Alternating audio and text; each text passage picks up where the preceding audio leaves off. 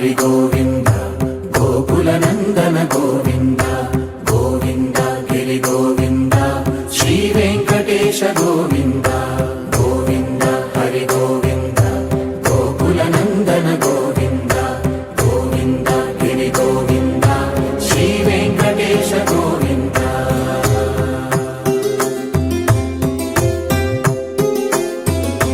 भृगुमुनि पूजित गोविन्द ராதே கிருஷ்ணா.